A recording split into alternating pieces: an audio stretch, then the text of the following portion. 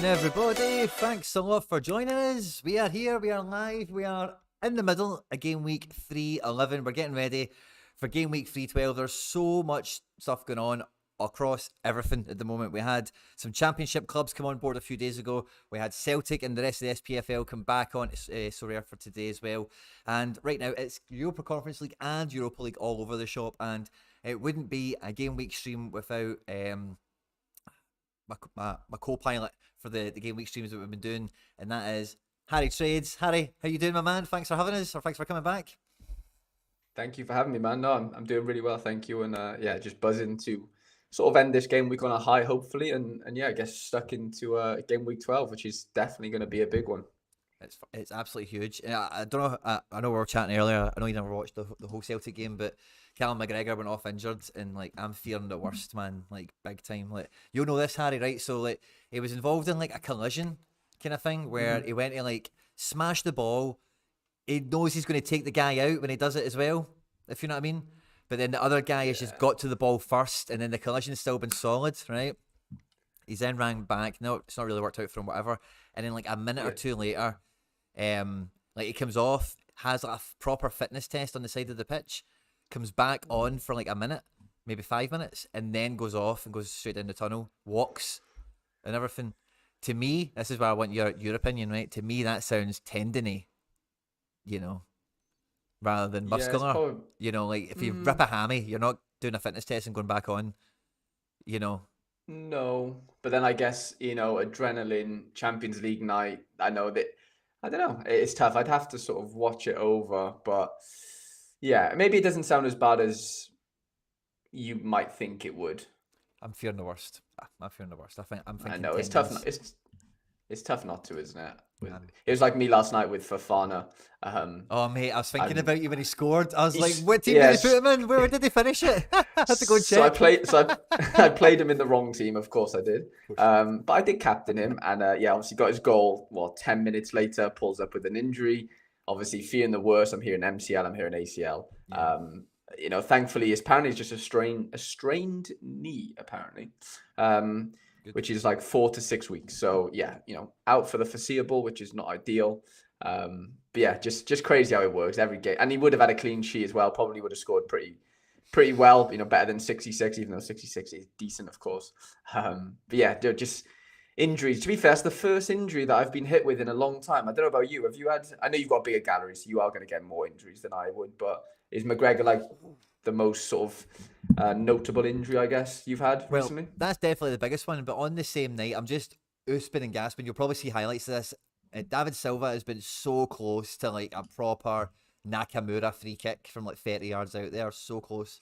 It just went wide. But on the same night, Marcus Llorente went off injured after 33 minutes away to Bruges, and Bruges ended up winning. Bad. Yeah. So a unique mid and a super rare mid. The super rare mid, I'm just like, oh, brilliant! He scored at the weekend. I'm like, oh, he's coming into form.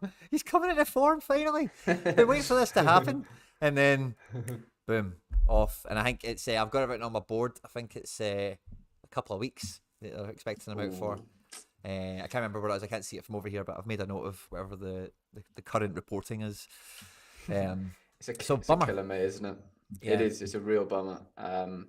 Yeah, nothing worse, especially if you've got a smaller gallery like myself. It's just like, this is. I know this is like, I mean, it's a nice. Well, it's probably not a nice problem to have, but I've literally got one rare defender that I'm able to use right now. That's it. Literally one, and it's Timber, who scored 4 last game week. So Well, you know how these things go. You know, like if every time somebody scores like 4, then and then ends up dropping like an 87, right thereafter. It happens all the time, you know. Literally, and they've got like Ajax have got like a really good fixture this weekend. They'll be away from home. It's just Yeah. typical. They'll probably Tadic will get 100. I don't know. Bobby will get a hat trick. You can just see it now. It's just that those type of things just seem to happen more often than not, don't they? Like you said. Yeah. They normally follow one another quite strongly. As for the midweek, 100%. obviously you messed up the Fofana play, which we've Yeah. all seen. Diego Dallo, how's he scoring tonight? Because that was my shout to captain him. How's he doing? Well, I actually don't know, Quinny, to be fair, because I ended up having. Well, he basically sold pre-deadline, You sold him? so Oh, okay. I forgot he was up. To be honest, I've woken. I swear to God, I woke up. I saw. Yeah, teams been disbanded, whatever. So I looked on, saw that he sold, and then yeah, obviously I still have the ETH. I'm not really planning on doing anything with it, I guess. But yeah, I'm actually intrigued to see how he is scoring. So I'm going to go over to Gameweek Center now on Sorare data and have a little look. Where are we looking? The old Man United. Why can't I find United? Okay, 0-0. 20 minutes in. He's on a 41. So a little gradual 6 AA so far, 6.6.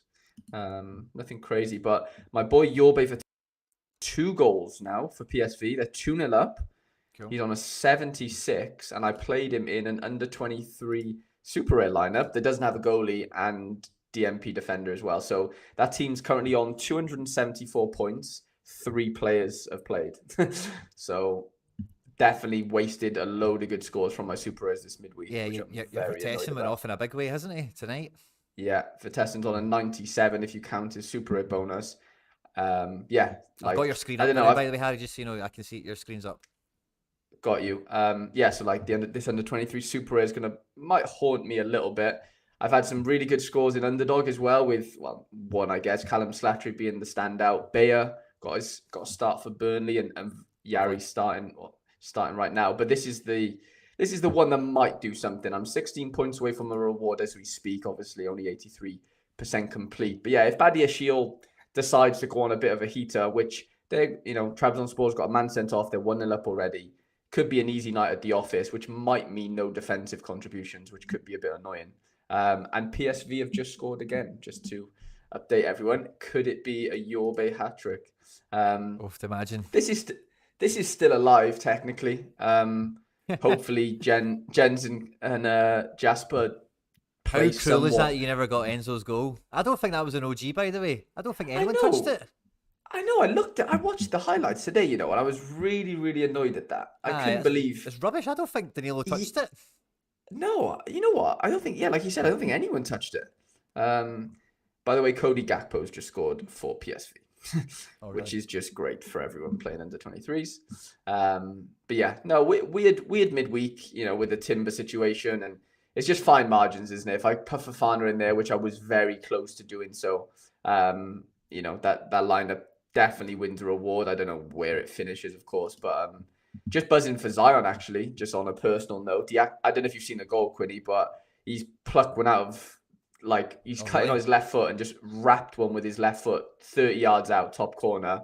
It was a really, really top goal, and I'm just glad that he's in a team. Yeah, just sort of finding his form. That's 2 goals in 3 games, I believe. So yeah, hopefully he can really kick on from there. But like I said, yeah, Gakpo goal, 3-0 PSV. Still 0-0 in the Sociedad game, which is the only thing I've got running. So let me get my screen together. So who have you got? Bryce Mendes going on, haven't you? I've got Bryce Mendes, yeah. So that's pretty much the only... So I split up a bit of my Celtic kind of stuff as we were speaking about, and it's almost paid off for me in All-Star Rare Pro. I'm currently sitting... Let me refresh it. I should be sitting about 60th, 58th now. With Bray's only on a 35, so he's not really done anything yet in the opening 23 minutes, for better or for worse. That's with Captain Jota with his goal, Kyogo with the assist, so my forwards linked up together. Super rare Harwood Bellis, he got a wee bit nerfed overnight. He was on 57, he's now 53 before bonus. Okay. And then Oblak with a 39, getting beat 2-0 to Bruges. So I could have played Trubin, and I was very close to playing Trubin in that team, but I just thought Trubin was more likely to concede 3 goals than Oblak was. 100%. And maybe that logic has actually panned out, because Tribune did lose 2-1. All Black lost 2-0. But even in that situation, this is like Tribune, man. 78 points. Let's see when you look at his AA. Unbelievable. Goalkeeping points, 43 points on It's ridiculous. goalkeeper category alone. Never mind possession, Yes. which was shite, but he could have had something decent there, maybe a bit better in a different match. And error led to shot, -5 on general AA. So that's he's almost bringing in 100, almost by himself on AA in a 2-1, loss. So huge kind of goalkeeping lesson for me and FC Barcelona. And Mukiele, unfortunately, backfired in a big way. Didn't even get off the bloody bench. Cause of Danilo, who came in for this bloody game and never came off at any point. I was like, please, man, give him 2 minutes. I'm just off of ETH. I'm on 193 points with that DNP captain. Rogic came off the bench and was mince, and the other Celtic players that were in this team didn't do too great. But yeah, so like hopefully Braze can do something pretty decent in this match. He's been on a mad run of 60s, and for anyone who's not up to speed with the boy Mendes, like just even look at L15. Basically only been at Sociedad for a few matches, like 8 or something. Yeah, so what's on screen now from Cadiz onwards? So 3 yellow scores, and then the rest are 60 pluses with a 90 in there. Phenomenal run. On fire, isn't he? It's been quality, man. And he's on the ball there now. Let's see what he's going to do. What was I going to say? The thing with, going back to that Trubin situation, yeah, it's an unbelievable score. And yeah, I don't think you can be too harsh on yourself at all, to be honest, because he's 1 goal away there from losing another 4 points plus, what is that? Is it 20 you lose? Yeah. Minus decisive? Yeah. 24. So you're looking at 24 points. It then goes down to a 50, which is still better than All Black. But yeah, and like you said, you probably calculated the Real Madrid are probably going to score 3 or more. Like you just have to, you do, unfortunately. They're playing Shakhtar at home. That's just part and parcel of the game, isn't it? But yeah, he's had a great night. Although they lost the game, it's still an amazing score. And yeah, fair play to him. I think he's got a really big future ahead, to be honest. I'm still currently 8th in the last place for a prize. I don't know. Maybe there's I'm in the last place for prizes in Challenger Europe Super Rare with my Celtic team, but that's not going to hold surely at this point. So yeah, and otherwise, yeah, nothing else has happened for me at all this game week. Really, Goretzka's returned finally. He got 96 points, and hopefully he plays at the weekend. So that was lovely. And I thought maybe this team does something, but then Frimpong gets sent off, and I was just like, nah, this is a wasted card, unfortunately, this week. But yeah, so just Bryce, maybe David Silva could maybe rush me into a tier 3 limited at the end as well if he was to do something. But that's all there is for me for the back end of this game week, Harry boy.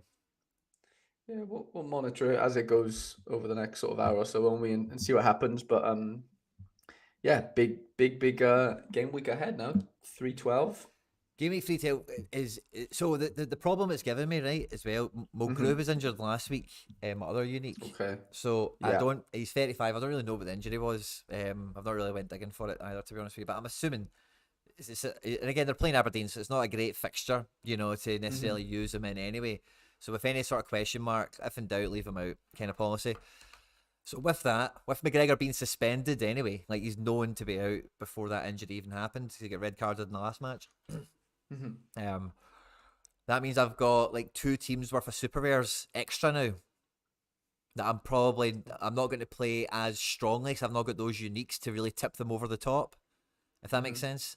So then I've got another level of super rares to come down, which then pushes everything kind of down, if that makes sense. So I normally build my teams like 1,000 times from when they open to when we come on to stream, but I'm literally just honestly, I don't know if anyone who's watching at home has noticed, right, but I've been rubbing but I've got a sore head, man. I've redone everything from the bottom up before we came on tonight, like from like this afternoon. So what I thought, Harry, when we were talking last time, and it might even been when I was recording some other stuff this week, is like some of the high ROI stuff that is fun, like Underdog and Underdog 45 and all that kind of stuff. I normally do right at the end, and I don't run it through lineup builder, and I don't really kind of like last minute stress test. I'll do it the first time, and I'll just try and leave it alone, and hopefully I've made it as strong as I could in the first instance, and then it's just less maintenance. So what I did today, like right before coming on, was almost akin to like deleting your training teams kind of vibe, I just deleted all the teams, and I was like, I'm starting from the bottom, right? So and what I mean by that is like the one that's like the most low value. So like I did underdog 45 first, the limited one, because that's Okay. better to win than just underdog limited. So I did that. Mm-hmm. Then I did underdog limited. No. I did that. Then I did specialist under limited, then underdog limited, and then from there, um, I just ran through the limited divisions, just each kind of region as it was. Um, and then when I came into like the rares and the super rares and all that kind of stuff, I then had my kind of normal pattern, if that makes sense. But a lot of the cards I've got are limited repeat in either rare or super rare. So a lot of the stuff that, again, just going through that lineup builder, I feel this game week, right? I've got 20 teams going out all told, right?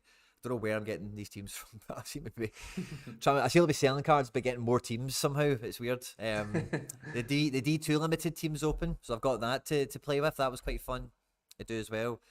And so it's a huge game week, and I don't even know where to start with this stream, Harry, in terms of fixtures or prize pools. So if you don't mind, what I'm going to do, right, is I want you to have a look at the prize pools and let me see what you're going to be aiming for on this game week, and then I'll come up for air on the old prize pools and such. No worries. I mean, obviously, I have a limited sort of target market, I guess, of prizes myself. But I'll Sure. do the generic ones as well, of course, for everyone at home, I guess. But yeah, I mean, yeah, like you said, starting off with Underdog Limited, 1,700 for 12,000 participants doesn't sound too shabby, Alonso. New Leverkusen manager. Hey. Yeah, like you said, probably harder to you say, well, less, not as good to win, I guess, compared to the Underdog Limited 45. Yep. Obviously harder to get entrance in, I guess, or harder to score better, I guess, in the under 45, just because the players are quote unquote worse, statistically. Less entrance though, and less prizes. So, maybe it evens itself out, but like you said, probably better off winning the limited 45. And then Underdog Rare, 5,000 participants, or just over right now. We've got what? Star Rares for top 3, 26, 27 tier 1s, 50 odd tier 2s, 60 odd tier 3s, and then a load of, well, not a crazy amount actually, a couple of tier 3 limiteds as well. I mentioned that midweek to you. Is that like a newer thing I think they've been sort of coming out with, the whole like putting the limiteds in the Underdog Rare? I think so, yeah. I think that's one of the new kind of things that they're moving on with. And again, like when I was kind of reprioritizing, I did underdog rare before I did any any of the kind of non-priority rare lineups, if that makes sense. I kind of bumped that up to like maybe fifth in the queue or something. Once I'd done like the top 4 kind of lineups, if that makes sense. Because like I've got some good cards that qualify for that, and sometimes you'll maybe I'm going to put him in all-star, but so I tried to move like underdog rare up the pecking order this week as well. I'm hoping for a better result for me in that division this week anyway. Yeah, I've entered it a few times. I don't really have the quality, depth, and sort of personnel to really kick on with it right now. I'd probably need to start, sorry, winning a few more rares basically, and retaining them to sort of just hang around with. I have a few like forward options sometimes. I might have the odd mid, but to get 4 out, even though it should be easy, it's just not for me. But yeah, Underdog Super Rares is one that I do kind of enjoy sort of participating in, because I do have a surplus of Super Rares that aren't very good, as we probably all do if you do have Super Rares. But yeah, the prize pool is decent enough. The fact that there's a star rare up there is very enticing. Don't get me wrong, it's tough to win. Sorry, I've just zoomed out for whatever reason. Yeah, tough to win, but still fun if you can get 4 players that you think got half a chance of sort of doing something for you that game week. Specialist Limited is obviously the bread and butter type of competition right now. I guess it's the sort of hot topic and has been for a little while, just because this people are winning some big cards through using their limited, which is obviously great to see. As always, the big guns at the top. I don't know what got paid out mine last week in terms of like what first got. I'm sure it was a good card. But yeah, top 5 get star rares. I'm going to sneeze right now. problem, Harry boy. Okay, I did mute myself, so hopefully you didn't have to hear that. But maybe you did. Sorry if Didn't you hear did. any of it. Don't worry, bud. Wicked stuff. But yeah, no, like, you know, I did mention to you, Quinny, a few weeks ago. I did, and obviously if you were in the chat as well, that I did buy a little specialist lineup for a few weeks. But you know what, that probably turned out to be a good decision selling that, because I think Etienne Green is now back in the sticks for Saint Etienne, and I had the other goalkeeper basically. So not that, yeah, I sold him for peanuts, I think, in the end, compared to what I bought him for, of course. But that's just how it goes sometimes. But yeah, specialists, you know, they're fun, and I'm sort of having a lot of fun entering the specialist super rare right now, because I have a surplus of super rare goalies, which is obviously a bit of a luxury, and I've never been in that position before. Never had two super rare goalies that play, and I only have two right now because the J League is still ongoing for now. So yeah, really excited to see if I can sort of get something from here, to be honest, because I do have a few super rares that are like, come back from injury and have played the last few games, haven't scored particularly well, but now are in contention to be like an L15 under 40 sort of player. And yeah, it just opens up that specialist for me. And yeah, I'm excited to sort of get involved with that. Specialist rare as well, of course, is a big one, but people kind of it looks to me here that the prize pool is it improved? I'm seeing a tier 1 super rare up here. I know the tier 2 rares, the rare probably ain't great, I guess, but a tier 1 super rare can't be That was too there last bad, week. can it? That's why I kind of went a wee bit better at it with the Magno and the Tanaka and stuff. Because it's like, well, if you're going to hit the top, then it's not bad, like. No, it's not. It's 100%. just anything else is a bit naff. But if you had a team, like I had a team that was lying about, and again I do this week as well. Like I think Ferran Torres is going to come in for Barcelona this week in the rotation. Okay.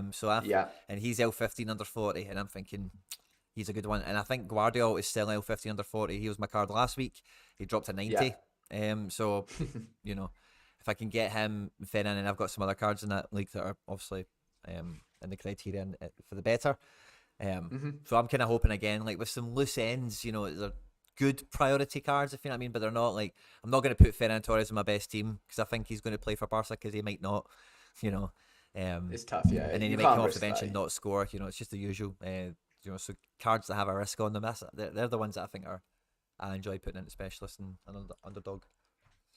There's definitely an enjoyment there. There's a thrill to them ones. Like I meant, like, similarly to your Ferran, I've got a Fatty who is in the same boat, might start on the weekend, probably doesn't, but I'm saying, like, it's just so hard to sort of predict as a holder. Of course it's frustrating, but like for me, I just look at it more long term, like, yeah, it might be a bit stormy right now, but at some point there's going to be a nice run of games where someone gets injured, like, and I don't wish injuries upon other players, but it's just part and parcel of the game. And yeah, and I'm sure there'll be a gap for Ferran and Fatty to have like a more prominent role in in their teams, and that goes for any other player. But the second division Europe is something that's new this week, Quinny, that I just sort of remembered. This its own thing now. So we've got obviously the limited version, 240 cards, 1,100 players entered right now, which isn't, I mean, that ratio is not bad. If it stays at like around 20 to 25% in terms of like, cards won or prizes won, that isn't bad at all. I know obviously you're always going to get tier 3s at the end, but 27 to 80 tier 2s is not terrible, really. And yeah, I'm just interested to see how this sort of plans out. But I guess obviously it's going to be a load of La Liga 2 cards in the prize pool. Championship will be coming. French League 2, and then, like you said, Championship will be coming. So you could probably argue that these prize pools are going to, well, maybe not even an argument, they will increase, really, won't they? So that's something to sort of, something to look forward to. I don't have enough players to sort of... Quite a good team as well. Okay. Yeah, I'm excited. I'm really excited. I'm excited to see that. I'm really excited to see that because, yeah, I've got a few pieces. You built one? Okay. I like it. All-Star rare 800 prizes. I think that was the same last week, to be fair. Nothing too different there. Under 23, 310. I think a lot of the rares are very similar, like prize card wise, quantity. But obviously we've got the rare second division, which is 75 cards, only 168 participants, which isn't bad at all. Obviously, it's going to grow a little bit, maybe to over 200, Oh, but that isn't bad at all, is it? not at all. See, with the I, I'm so close to buying one of these goalkeepers that would qualify for that division to use them in D4. And when Burnley and all that came on, I was like, oh, brilliant. Should make it a bit easier to maybe get one through maybe even just all-star reward pools or something. But now I'm thinking, oh, crap, maybe, like, I was kind of waiting for the price to die down a wee bit just because I thought it's mainly World Cup utility that people are going mad for. But if we start getting championship cards in, I don't know how the demand for them will go. Like, I'd imagine that's more of a stimulant than anything. Because, like, imagine winning a Harvard Bellis, for example, or on Max Aarons, or, whoever, get Watford, 100%. Norwich players, etc. So, And I don't know, like we don't know this for fact, but we'd like to think there's going to be more like championship clubs coming. I don't know, like I said, I don't know this. I haven't heard anything. I promise you that. I don't know, but it sounds like they're going to have everyone, doesn't it, at some point? So, you could probably expect that prize pool to grow to a certain degree. Like I can't see him just on board in 5. That's just my opinion. I don't know what you guys think, but I'm just seeing the chat here. Channy saying Simon's baby. Chavi we've not Simons done must fist have bumps scored. yet, so sorry, I'll just rattle through them. So we've got in the house tonight, joining us live and loud, dead early. We had all the usual suspects. We had Jay Vick, Bald Sherlock, Ryan Wilkinson, Zach Raymond, Martin O'Regan, Benny O'Debeny, Santa's Boys, Gaza, Joe Ducey, Hey My, Charlie Dunbar, Stocky Scott, Darren Darby, and Channy Sports. And then I scroll down to see Skrullville. Boom, fist bump. Good to see all these live and loud with us tonight. Sorry, but yeah, Simons, has he scored tonight then? I think so, yeah. I think Gakpo's got another assist. Of course he has. But yeah, nothing crazy like card prize wise in the rares. They're very, very similar quantities. I think under 23 Pro had 67 last week as well. So yeah, nothing out of the ordinary there. Super rares, we could, again, a very similar situation where, the 3 rares for the podiums, which is, always very welcomed and sort of entices me to try and play my better players or my better super rares, I guess, in the under 23 super rare division. But equally, if you're playing the all-star, then, you're obviously looking at that super star super as well, which is just massive. But yeah, really tough, obviously, to get up there, but you're always in with the chance. What's that? 331 participants.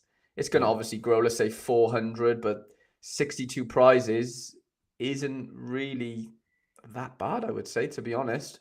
It's a good 1 ratio. in 5, yeah, 1 in 4, whatever it ends up being. But big tier 3 tail, but it's enticing all the yeah, same.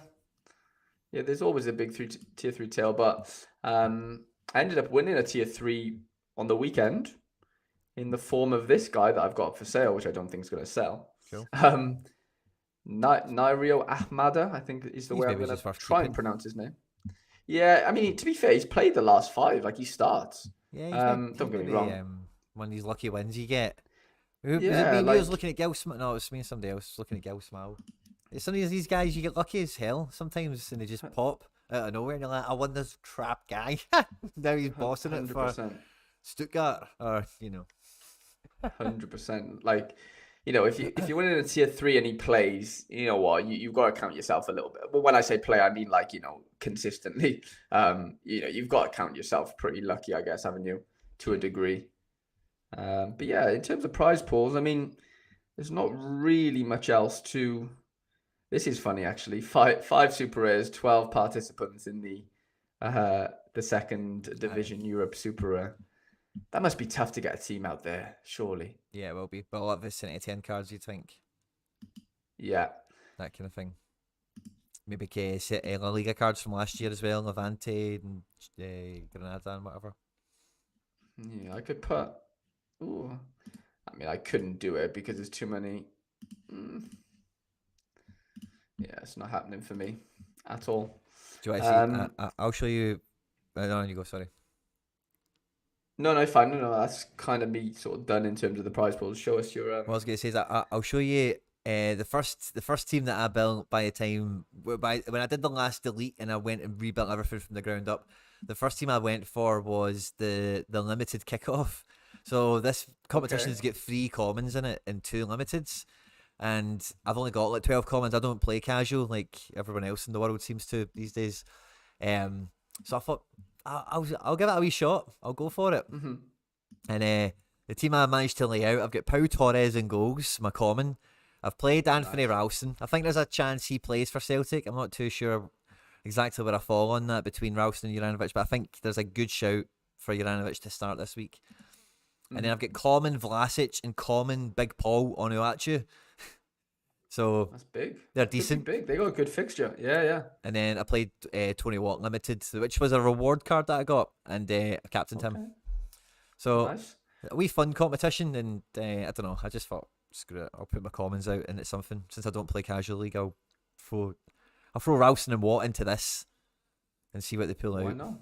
Yeah, why not? It's funny looking at your your 2019 Commons. comments. Yeah. Old schools, isn't he? I've got They're a Ronaldo as really well, old but school. Ronaldo didn't make it into the team. Ooh, that's a big shout. You're like Ten Hag of the. Do you think he'll Sorare play against community. Everton? I'd play him over Big Paul if you Uh, think he'll play. No, I don't know. I think Paul's got a good fixture. To be fair, I wouldn't bother even thinking about Yeah, like that's what I worrying thought. At about home with that. Krojcik, that's Yeah, good, isn't it? 100%. Yeah, I think that's a good fixture on paper. So yeah, you can't really be Vlasic is at home to touching. Empoli for Torino, and Vlasic Okay. is finding his feet again. And then Paulo Yeah, Lopez no, is that's a legend. that is a good little fixture. To be fair, It's a fun little team, isn't it? it is. Did you see the Man United are 1-0 down? Oh, I've seen somebody actually in the chat saying United down. Yeah. Funny story. Well, not that funny. I'm pretty sure. Yeah, Adam Matthews is starting, Quinny. Is he? Not up front. Not Not up up front. Like, but he is definitely starting. But to be fair, Dalot's scoring pretty well. He's got an 11 AA considering It's only like they 5 minutes in the game. conceded. Yeah, 45 in. 45. Ronaldo, United, man. What is going on? Anthony's got a nice AA, 14 AA. Half time is Sociedad now. No. Yeah. I quite like the look at the All Star limited prize pool this game week as well. 70 stars. That's pretty chunky, you know. Mm-hmm. And all the way back to about 1,200 for the tier 2s, and then there's about 2 and a bit thousand of tier 3s.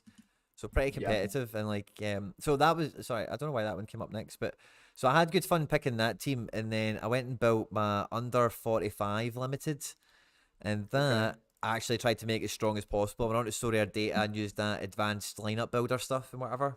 Mm-hmm. So for anyone at home, the goalkeeper doesn't mean anything, and the rest of these players have averaged 45 out of 100 or less in their last 15 matches of football. And I managed to get all these guys are pretty much at home and stuff. No. The defender Sirachi plays D2. He's at home. Big favourite game. Left back. Goretzka should be back in town against Dortmund. That'll be fun. Kostic is playing AC Milan. Should be getting an assist against Vlahovic. Does it every game now, it feels like.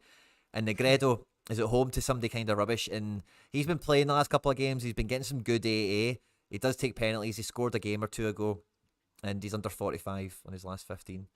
And I think that's a weapon of a team. I think all them could bang over 70 in the right conditions. And with Goretzka getting 2 assists and banging a 90, it's a big player to have as a captain potentially.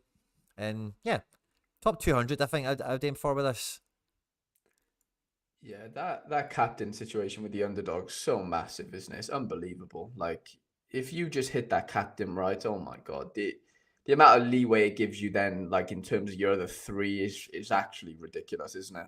Could be, yeah. And I've not actually won anything out of these competitions before, so I'm forever trying to find a strategy that works for me.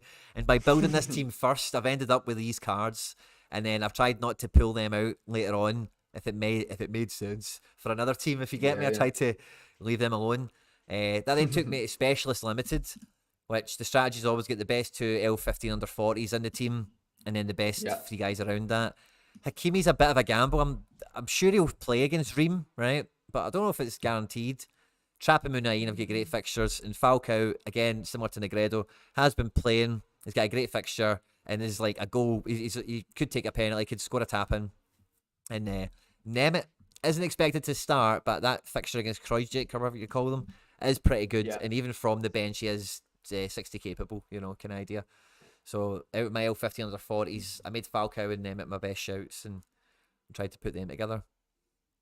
So Yeah, I like the Muniain. I like the Hakimi, like you said. I can't see him not starting, to be honest. Who really replaces him? yeah, well, that's it, isn't it? Do you know what I mean? That's the question for me. Yeah, well, maybe Mukiele plays, but maybe Mukiele plays in the back three. So I don't know. Like, Yeah. I think it's more likely. I seen on the prediction thing for Sorare data. I wonder what it says on Play Sharper. Let's go check that out. We've not done that tonight. No, we haven't had a little play sharpaganda yet, have we? Lineup prediction. Let's see. France, Ligue 1, PSG, Hakimi 70% against Mukiele. Yeah, I think Mukiele's in for Danilo then potentially. Yeah, because they want to keep their points up. They want to keep smashing teams. Fair enough. Yeah. Yeah, I kind of thought it'd probably go for him, and hopefully that specialist team can get into the rares. Like rares are top 80, top 1600 you'll pick up something, and that's normally kind of achievable with some good scores. But I've not pulled a rare out this competition yet, and I know this maybe isn't the best team I've ever lined up for it, but I hope it is. I hope it's a good one, and yeah. Yeah, I think it's got a chance for sure. Yeah, definitely. Underdog ended up with these four guys in it, all kind of 60 plus capable, and a couple of good fixtures: Kramaric, Jordan Morris, Rio Hatate, and Fagner. So that was kind of the end of that. But then the rest of them all kind of filled themselves out in terms of like, the statistics for them all. And I ended up doing some really difficult stuff, right? So I always play Magno in this team, but Magno's got a really awful fixture, and I had this kind of situation if I really wanted to play this Vite somewhere valuable. Anyway, I ended up just making this team with the actual best fixtures rather than the highest value. Like put Hakimi in here and put Magno in here and whatever. Mm-hmm. So again, I'm just hoping for maybe a wee bit of something goes in my favour in that respect. I'm not necessarily going for big names. I'm going for big games. Yeah, makes sense. I'm hoping that does all right. But the D2 one was probably the most fun to build. All these guys I bought as soon as the D2 thing came out, but of course the Carlos Izquierdos and the Daniel Fuzato are previous issues. But it's nice to see the three midfielders of the two midfielders in the forward I've picked be like La Liga 2. I think predominantly they're at home and get good fixtures and stuff. So this prize pool, like I'm kind of quietly hopeful, man. I could get in amongst the stars quite quickly in this division because I think I've got a pretty good build of a team, good fixtures. I know my players kind of well enough. I don't have a Jonathan Vieira, obviously, or if there is any other majorly OP players, but I think the guys I've got there are decent enough, Yeah, I mean, I'll be honest, I don't really know too much about a lot of them. I know that Izquierdos scores pretty well, doesn't he, of late, so... He's a big centre-back type guy. And then I ended up making this Fun America team just with loose parts and whatever, so we'll kind of see what that happens. So I did all of that before looking at my rare teams and whatever, Harry, which kind of took forever, right? Because I don't even looked at all those teams there, really, and that is kind of an abbreviated kind of version of it all. I can see why you don't play with limiteds. It's just a headache for me. Like I'm so, I don't know, I need to be like tunnel visioned, otherwise I stray, and I feel like it just, I don't know, I felt like when I used to play like Champion, Challenger, All-Star Rare Pro, under 23s, I tried to doubt, like when I played all of them, don't get me wrong, I did win a few times. Like it wasn't as if like I didn't get any luck or I didn't get any wins. But it was just like, it just felt a bit like, if I don't have enough cover everywhere, it's hard to like maintain those teams, and it's just like it bums you out then because you get one injury and then okay, well those four players then that were with that would be with that one injured player, they're not unusable, but it's another headache. It always seems like this just seems like the more players you have, for me, there's more headaches involved, and don't get me wrong, there's more fun involved though as well because you can get, like you said, well, if you got 20 lineups out this weekend, it's fun. Don't get me wrong, like I do envy that. Like I do miss having like a lot of lineups in some ways, in a lot of ways actually, but in other ways I'm like, you know what, I need to keep the headaches at a minimal, and this for me is the sort of most optimal way of doing that right now. I definitely agree with you. I've got very much the same opinion as yourself in that matter. But it's kind of mainly how I've treated like my rares and all that kind of stuff.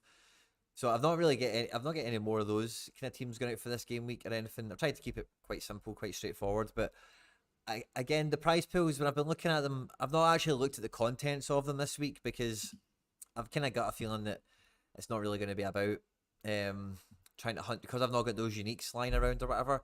So I've actually ended up prioritizing with my super rare cards, specialist super rare.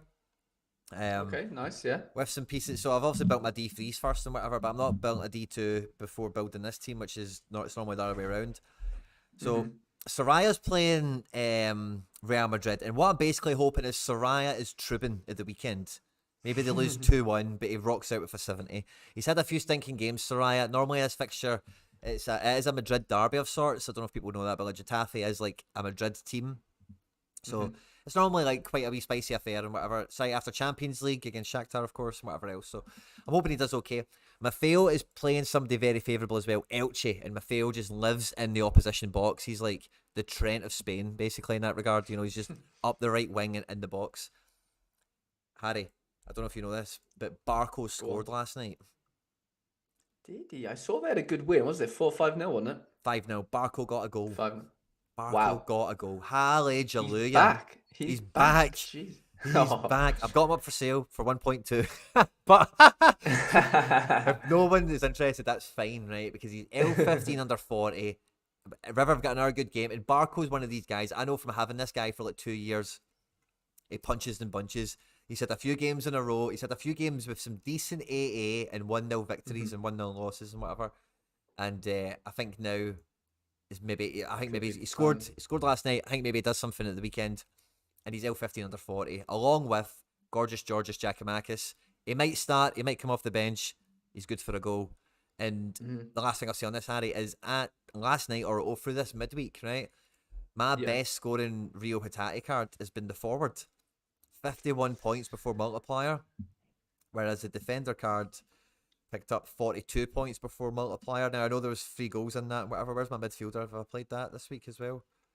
Where's my mid? Oh, I didn't put the midfielder in the team. Let's go and check on Sorare data on the thing. Because I was saying that I think that anyway, I just want to have a look at this since it's quite an interesting match. Yeah. The midfielder did a 42 as well as the defender. 42. Okay. Forward 51. Yeah. The forward card for Rio is a weapon now, a real weapon. Whereas it was maybe one of the worst before.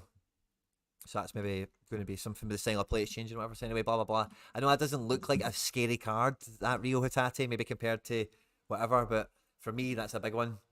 And I think, chasing a unique podium and all the rest of it, that's the number one priority of the super rares that aren't for D3 this week.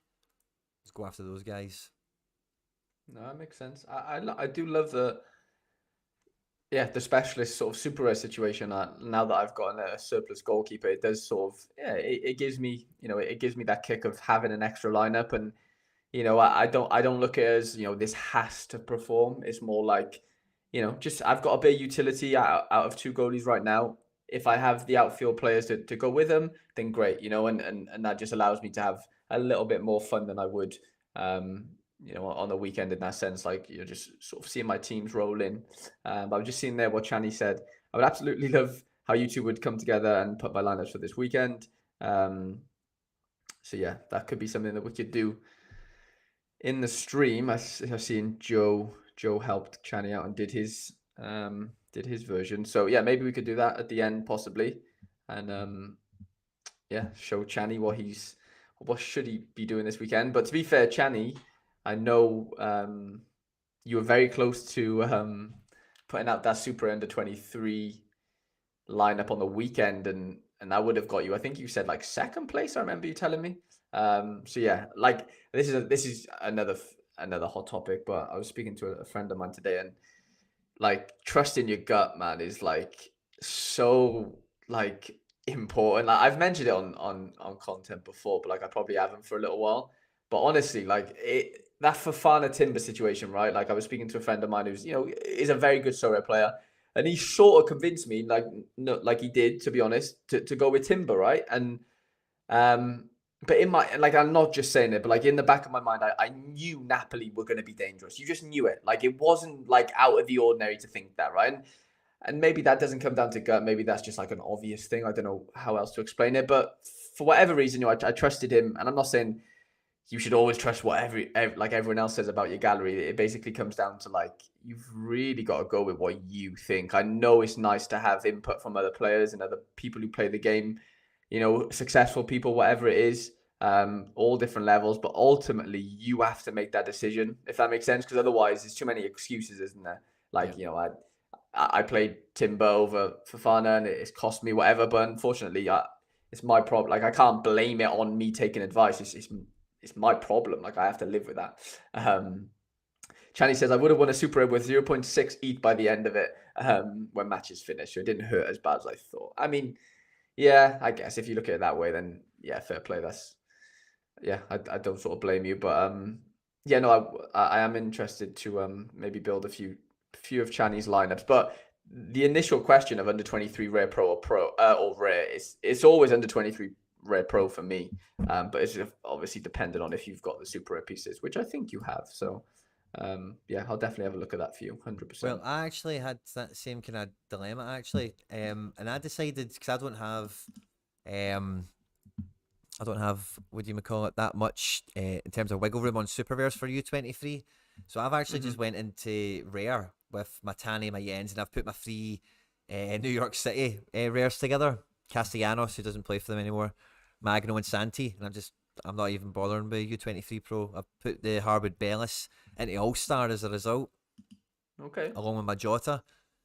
So yeah, I get that. So I've kind of sacked off U23 Pro as well. I think it's too hard for me. Like try and strengthen that up and then I think Harwood Bellis and Jota, I don't care they're U23. It's the same situation as Wirtz. Like, some guys are just too good, but it doesn't matter how old they are. Like, these are my best players. No, like, so I should put them in my 100%. best team. I don't care how old they are. Completely agree with you. That's the first time I've played under 23 rare, like, in this manner for ages. So I'm kind of looking forward to it. If I could get top 100, I'd be buzzing. Yeah, that would be kind of, yeah. So that's a really interesting one. I've got you back on now. I'm back on the mic. Yeah, I'm just trying to build out the team right now, but I don't know. Is Muleka been starting recently? I mean, it says he's played the last 5, so I can't see how he hasn't. But yeah, I mean, you've kind of got to go with Muric and Bellis with that sort of fixture. There's just no way you can't. I think Coventry are rock bottom. Marcelino Nunes at home to Preston. It doesn't seem like a bad fixture in any way, shape, or form, even though Preston do have a crazy goal difference. Have you seen that, Quinny? They've conceded 4 and scored 4 all season or something. Like, their goal difference is 0 right now, and they're 11th. Well, it says, yeah, they're 11th in the table. Wow. Like, they've literally scored four goals all season. So, yeah, I can't see how that's not a good fixture. And then in terms of an extra play, I mean, Soleil is kind of, I mean, it's Soleil or Enzo. Put on the Pro Builder. Have you got that? I can get it up, yeah. We'll go All Star. I'll do it as well. Remember and hit public when you're done. Yeah. So we'll go Muric. Who's this we're doing? It's Channy. This is Channy's, yeah. We've got to go Marcelino Nunes. Got to go Muleka. And what's the competition? All Star or under 23? I take it. I'm doing All Star. Under 23 Rare Pro. Sorry, yeah. Joe Ducey says, funny, I put Muric and Taylor in rare because of your Muleka rare letting me use your Sacco and open up a potential threshold. I guess, but then it's like, what are you there to win? If you've got cards of this caliber, I'd be aiming for tier 2 rares rather than a threshold, if that makes sense. Especially under 23s, at a minimum, that is. I'm not saying this team isn't good enough to win anything better than that. I'm just saying, as a minimum, you'd like to think you're in with a shout, And I know the thresholds, like, you're not actually competing against anyone else for them, so it makes sense. But Channy says, yeah, Ducey, I've gone with Osako and Muleka in pro myself as well because of the Muric stack in rare. I mean, I get it.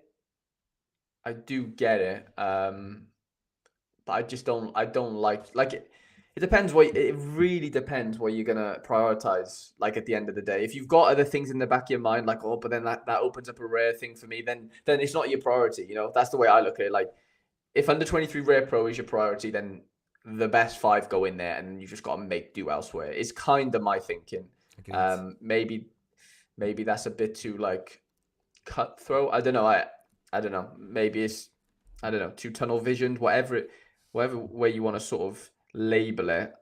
I don't know. That's just kind of the way that I like to play. You've got a lot of good extra players here. It's quite tough to really pick something out. I mean, like Sesko, but you're very dependent on a DA. Soleil is the obvious one, I think, isn't he? Enzo, you could argue, but you know what? Him or Louise is due some sort of rest at some point. I went with Sesko. Is that Muleka definitely a starter? He's 50-50 on this predictions thing.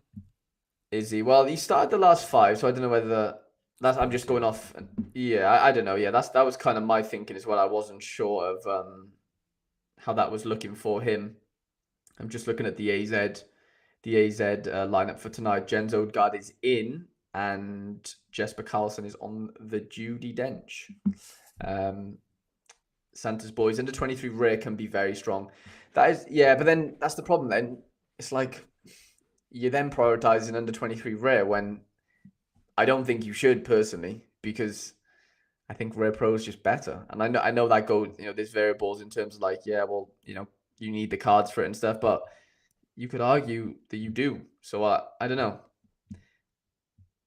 What do you think, Quinny? I think Channy's got the pieces here to make it happen.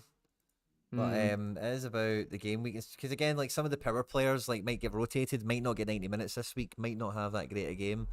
Like kind of looking at, I've picked basically the same team as what you've got there, but I've got Sesko in as the extra rare. And this team would be kind of close to picking up prizes. At 1 week, Sesko dropped 23 points, and if he'd done anything really, this team would have probably been. Anyway, it doesn't matter, but it's about when the 23s, like, there's not many players that are consistent, so it's just trying to find consistency with selection, and I think that's one of the good things about having this look at this lineup builder at Channy's is like there is a lot of rares to mess around with, but not as many supers. Yeah. So like, if this Muleka doesn't look appealing, for example, there's not really anything else behind it, which is a tough part. But rares, man, yeah, you've got tons of good options, which then kind of comes back to what we were just talking about, is even just sack off you 23 rare pro and just do the rare. Possibly. It's a really tough one, I think. Yeah, it's a tough one. Yeah, like Channy said, he's saying here that Gazelle might be back in for Besiktas, which could drop Muleka. So if that is in the back of your mind, like if that's me, then I don't risk him. Like personally, if you can afford to, and you have a Sesko, so you can afford to. It just might mean that you probably don't play in the 23 rare pro in that sense, because if you go, well, I don't know, you could go with one super rare. Like it's very doable, especially with the amount of good the good rares you have, and you have a Jens as well. So Jens, if he's playing tonight, he's going to play on the weekend if he obviously doesn't get injured again. Like going in with something like that wouldn't scare me that much, if I'm being completely honest. I wouldn't captain Sesko, by the way. Probably captain Soleil. I don't know. But like going in with one super, I just really don't think it's like, especially like looking at that team and the correlation between like Bellis and Muric, if they get a nice solid clean sheet, you're basically in a very good position. It's all dependent on that, 100%, which is fine, because I think, playing bottom of the league, you'd have to expect some sort of good defensive performance. And I don't know, I think one super in there could easily do it. Nunez scored like 94 last week, didn't he, or something? So who's to say he can't do that again? And you're absolutely flying, aren't you, really? So yeah, I don't know. It is a tough one, and I'm not saying the other super rares aren't great, but I would just prefer to go with like a Soleil rare over, Hilger's away to Feyenoord. I rate him a lot. Hilger's is great, but he could concede a couple there. And Ciladella, what's that? Away to Hertha. Yeah. Like again, I don't love it, so it's just like, I don't know. I think you could definitely get away with this, but then of course that does screw things up in terms of like you have an Osako super rare. Then there's kind of wasted in a weird way. Oh, He- yeah. If you go for Hendo this saying go with. Sacco, if you play this Sacco and drop the Bellis, keep the Bellis for something else. So That Chani could. says my thoughts was go in under 23 Ray with Muric, Enzo, THB, Odegaard and Soleil. Then in under 23 Pro, go Besiktas heavy with Osako, Sanchez, Gerson, Muleka, sorry, and Nakamura as a punty one. I get it. I get it. I just think it's almost pointless in a weird way, that under 23 Pro. I'm not saying it can't do anything, but I just think, I don't know. Pascal says Odegaard says he's injured. Yeah, I know it says he's injured, but I promise you he's not. He's literally starting tonight for AZ. Yeah, Hendo says go with one super. That team looks boss.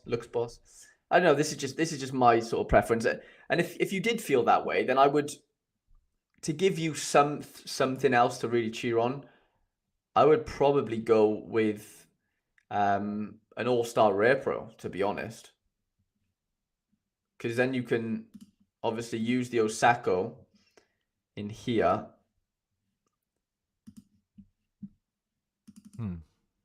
And sort of do something, around, I don't know.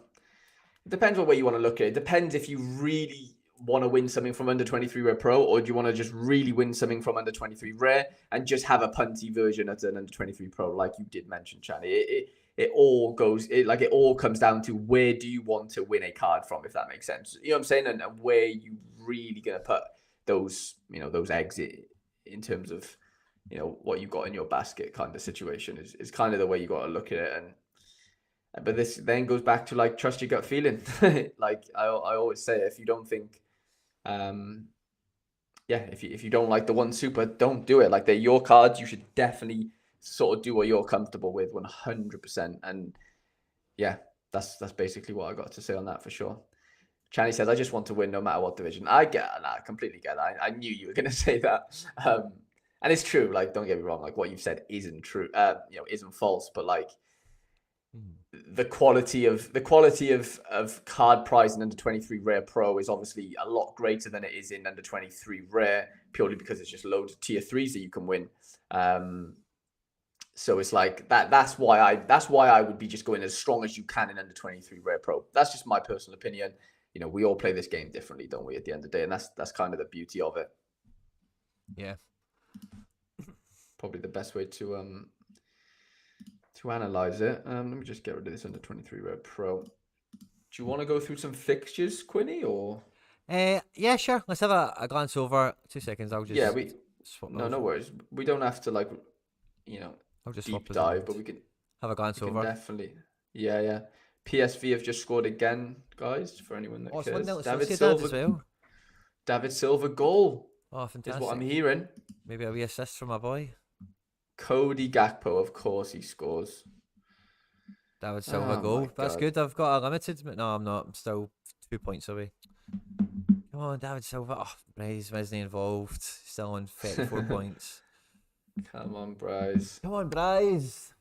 Need another 4 points to get back into the prizes. I've been kicked out. Oh no! Chani said Quinny looks like he's solving a mathematical equation right now.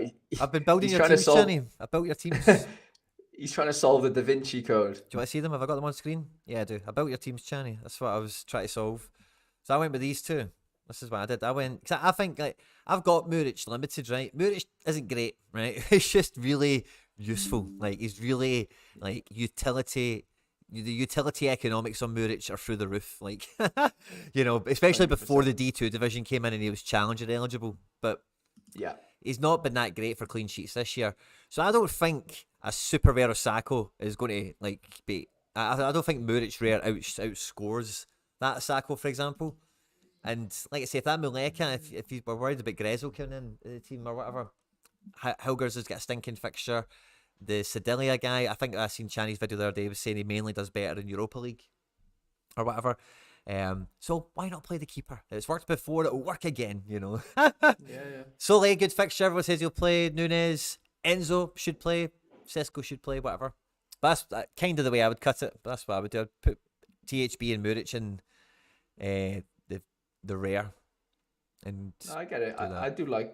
I do like those teams, to be fair. That like, yeah, I don't know. Maybe I was sort of too harsh on the Osaka fixture. Maybe that If it's just they a are straight away from fight home. between Asako, who's actually going to bring in more points at the end of the day?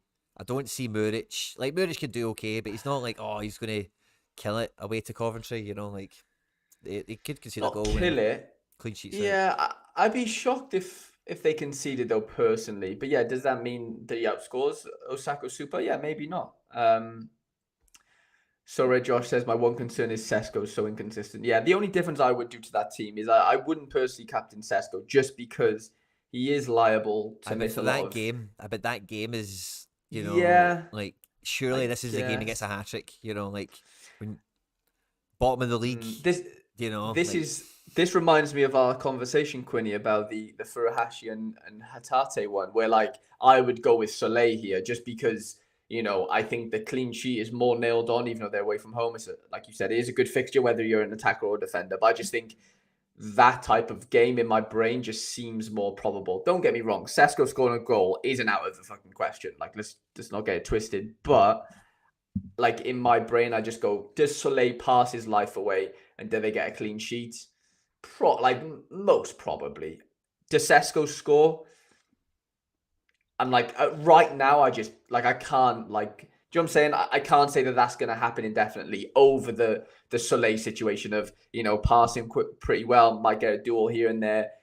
Like I just can't. That's my conservative side of my brain in terms of like I'm not that like I'm not I don't like taking too many risks. I just think Soleil scoring 60 is 60 plus whatever it is just it's just a little bit more guaranteed for me in my way of thinking, which might be wrong, than Sesko doing something better than Soleil like scoring wise. But if you're if you're confident in your strikers and you think they're going to bang a few, then I can't argue with that, of course. But yeah, that's just kind of my little thought process on it. I just think when we think about Salzburg and like how dominant they are, it's because they should roll teams over a lot of the time by a big scoreline. And when Yeah, that happens, we've been watching Salzburg from afar, Harry, for years. Koita, Daxon, Pata, or whatever the hell is it, Patson, Daka, Haaland. and Haaland. Yeah, All these guys over the years, there's games in that league where they'll turn up and they'll put four past somebody. hundred And percent, and hundred he percent. I and can't disagree.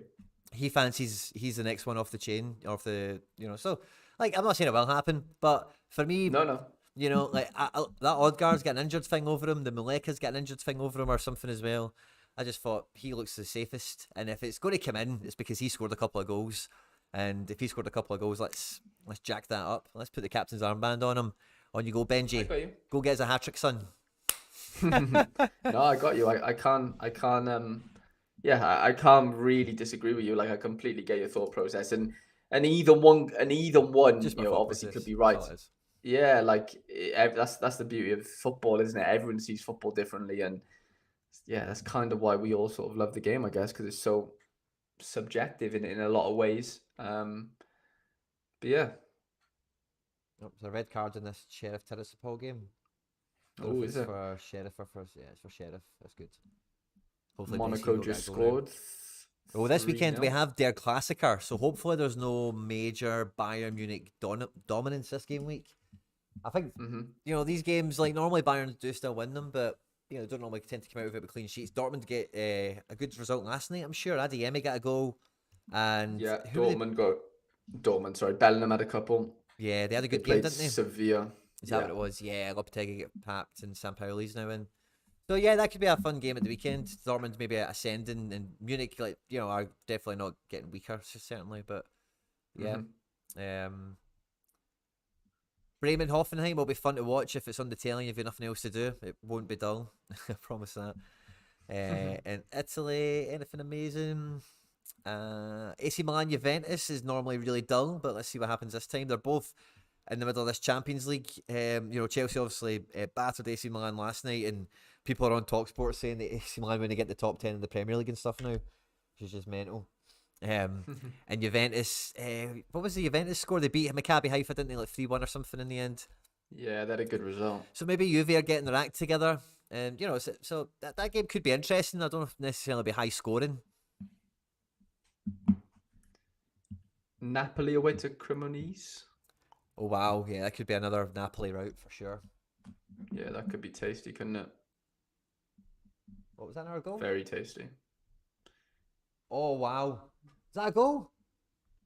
Who scored? Oh my God, Brez Mendes whipped that in. Oh, see, yes, it's an assist then. That's an assist. He stole his goal. I was raging there. That should be an assist. No way. That's, was it Sorloff? Let's... Sorloff's got the assist. What's going on here? Is that Sorloff that took that? No, it was Brez. Brez Mendes. No. It's not Sorloff. Here we go. Assist is in. And he's get 580 beforehand, so yes, we should be up to 65. That's huge. That's one of the OP things about Brez Mendes is even though David Silva's in that team, he takes a lot of the set pieces, man. Mm-hmm. I'm sure that was him, Yeah, man. that's massive. Oh, thank God, man. I just want it. Oh, buzzing, man. I just want that confirmed on the leaderboard now, but I should find it the top 50, man, hopefully. Good time. Yeah, Yes, that's 40th, 39th. Ooh, yeah. That's a tier 2 rare, which isn't that amazing for a midweek, but we only need 6 more points and we can get into tier 1 turf. We've got 30 minutes to go. Sheriff are down, nah, man. Come on, Braze. Go get some more. Go get some more. That is massive. Absolutely massive. Fair play. Silva's made it one. Maestro, yeah, we go. Maestro notifications in. Loving life. Braze Mendes. Tell you what, yeah, for Sharon's having a decent little AA game against West Ham. 15 AA so far. Oh, really? Yeah, I'm currently 6th in Underdog Super Rare, which is a weird competition to be in. Oh, wow. Nice. How many prizes for that? 5 or something? 4? 4, yeah. 4. So I'm 20 points away from a tier 2 super. Nice. So yeah, I've captained Yari. So if you can get me a decisive of some sort, that could potentially hold in some way. I'm 50 points away from winning it. So yeah, that's probably out of the question. But nonetheless, nice little sweat. For sure, man.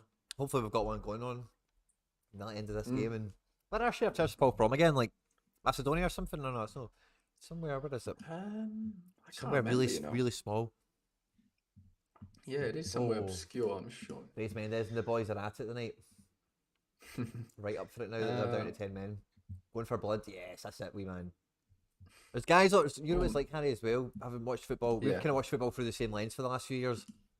There's always guys on the continent, like mid-level La Liga, Bundesliga, Serie A guys. And there's always one or two of them every year or two that just pure love the Europa League and like will get like 6 goals in the group stages and stuff like that. And, I think Papu Gomez had a little streak like that for Sevilla. Probably over multiple seasons. Yeah. He comes to mind. But I'm just looking here, Quinny. You would have been right with the Diego Dalot. He's currently on a 62. 2-1 up. No decisive though, but he's got a 30. What's that? 27 AA. I know my stuff. Yeah, should definitely have listened to either you or my gut feeling and go with Fofana. Rashford with a goal and an assist off the bench. Nice, good for him. Somebody's down in this. We're so saying that. Don't be Braze. Don't be Braze. In America or in MLS, there's some interesting games with some very few things left to be decided. I think Montreal and Philadelphia are still kind of jostling for who finishes top of the East. But otherwise, not many of the games. Miami. There is actually a really good one. Miami are on the bubble to get into the playoffs, as well as there's another team that they're actually playing against. There's like 3 teams, and one of them's who's the other ones? I'm losing my marble. Columbus and Orlando are playing each other. They're in a fight off for one of the playoff spots, and involved in that same kind of tussle is Miami, who are away to Montreal, who in Montreal are also fighting to win the conference. Alongside them, also fighting to win the conference is Philadelphia, who have Toronto, who are dead and buried, but of course have got Insigne and Bernardeschi and co. So a couple of threads going on there now before playoffs.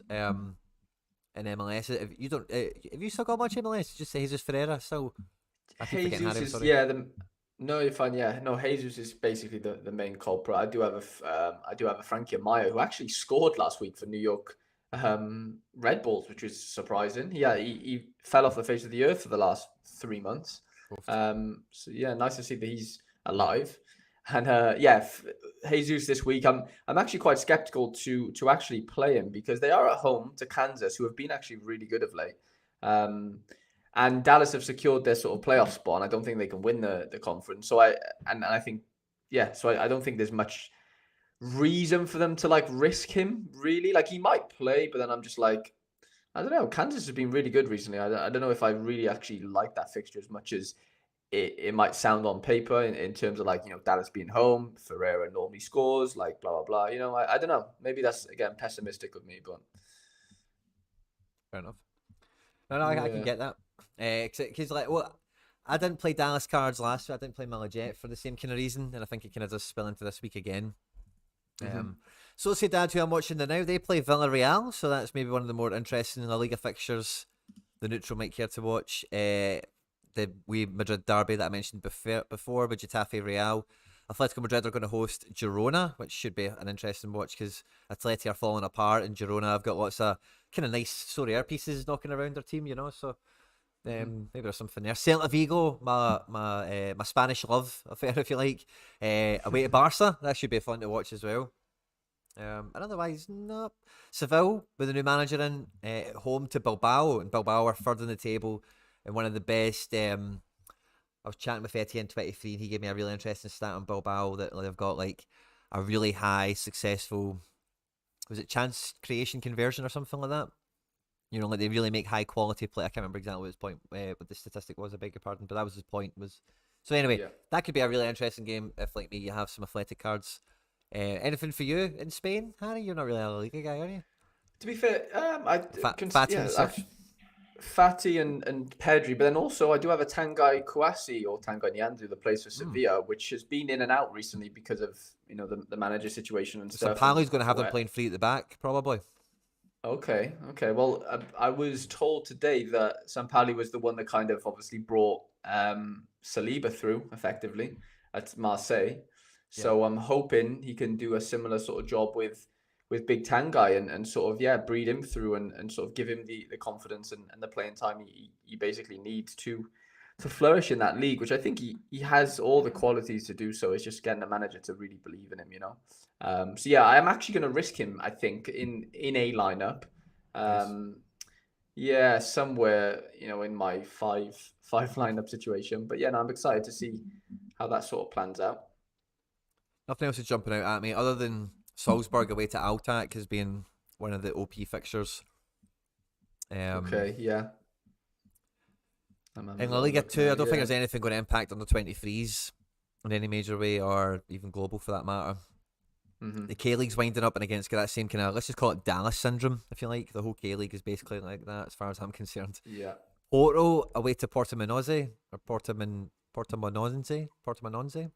I don't know how to say that, sorry. The Porto are away to Porto are away to Porty. Porto. Uh-huh. Porty versus Porto. That's it. Lisbon are away to Santa Clara. So there's two huge games, I think.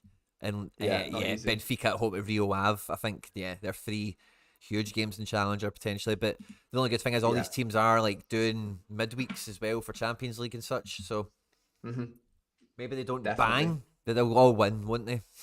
Yeah, there'll be a few hundreds flying around. It's just can you catch the right 100, isn't it? It's just like, Otamendi probably scores 100. That's just something that I'll just put out there now. Sure. At some point this game week. Just things like that will probably happen. Braga at home. Yeah, there's nothing else Midweek crazy. I think this might be the end of the J. Is this the last game? No. It's a midweek J League. No, I'm tripping. It's not midweek. Sorry, ignore me. No, you're fine. I was thinking about something earlier J League. But there's 2 or 3 more game weeks. I think could be a bit wrong. And then Turkey, Besiktas away to Giresunspor. Giresunspor have got quite good keepers, some decent defenders and whatever. Fenerbahce at home to Fatih Karagümrük. Trabzonspor, Kasımpaşa. And I didn't see the other team. Who was the other team? Maybe there's not a full set of fixtures for No, I didn't see Galatasaray anywhere. Yeah, I didn't see Galatasaray there either. No. I don't see them either. Maybe they don't have a game this week. Interesting. And then we get to Belgium. Bruges at home to Westerlo. Now Bruges are like top of the Champions League group. They're beating everyone in sight. I don't see anything other than probably Westerlo are going to get spanked. Probably. Yeah, I don't know. That Westerlo team has actually surprised me. They seem to score pretty well. I know it's Bruges, so but Bruges are going to be 10 feet taller right now, Harry. They're just beating they are. I know. What's that? 9 points from 9. They're Yeah, they're just flying, going to to be be like fair. that, man. Going on to that game, like we are Bruges, the Champions League team. You know, We are the boys. Yeah, big time. Chukla's going to be turning up. They're going to want to keep that momentum going. 100%. So I think, yeah, I think if you've got Bruges cards, be excited. I think. Yeah, definitely. Genk, we said earlier, is a good fixture there. Yeah, Genk at home, you can't really see that not being a good fixture for them. I think Antwerp's got a good fixture as well. If you got Yep, any Antwerp players, I'd have a agree. look at that. Anderlecht, are hit or miss right now. You just don't know what you're going to get with them. No, Right now, you're not getting much. not against West Ham. Not tonight. No. Celtic are away to Johnson, but after the, who knows with some of the injuries and whatever that's going on with rotation.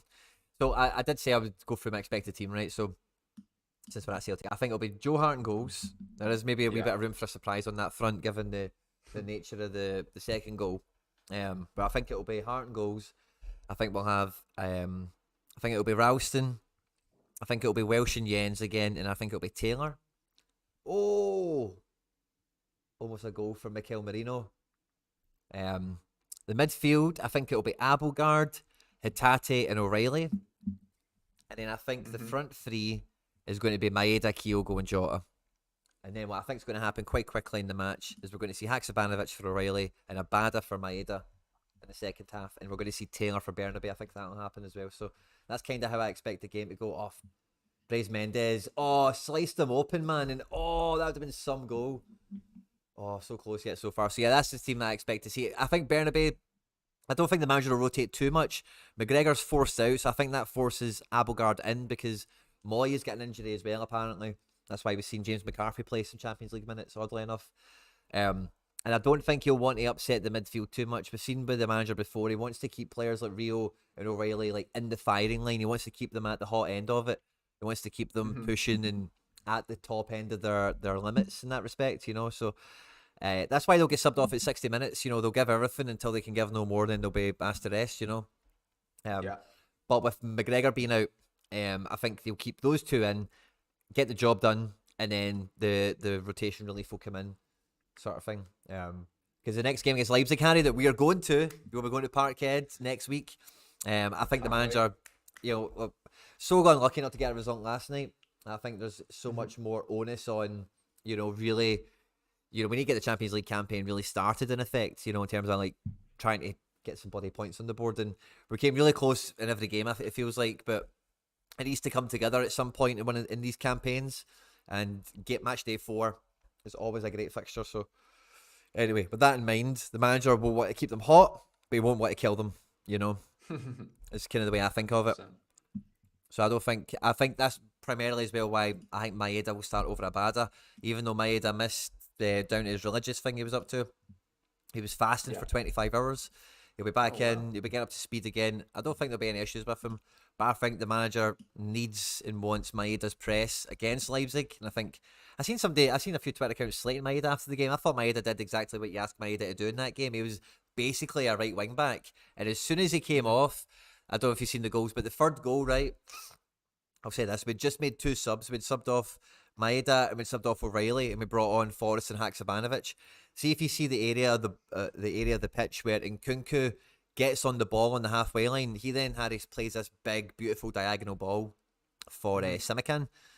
But that area of the pitch was previously occupied by Maeda and O'Reilly, and at no point in the game up until then were they afforded that space in the middle of the pitch. And as soon as Maeda and O'Reilly came off, Haksabanovic and Forrest, you expect fresh legs, but they're just not the same aware. They've just not got the same tactical awareness in that sense that they have to do that, to keep that pressure on. So that guy can pick his head up and find that ball because that's what's done us. So for that, I think Maeda needs to be in the fire. Maeda needs to be in the fire. He needs to be going. But I think Abada's going to be very, very, very important to beating Leipzig on Tuesday night or Wednesday night, whatever it is. I forget. Sorry right now, but next week. Tuesday. So I think the manager will want them both to be effective, Yeah, 100%. 100%.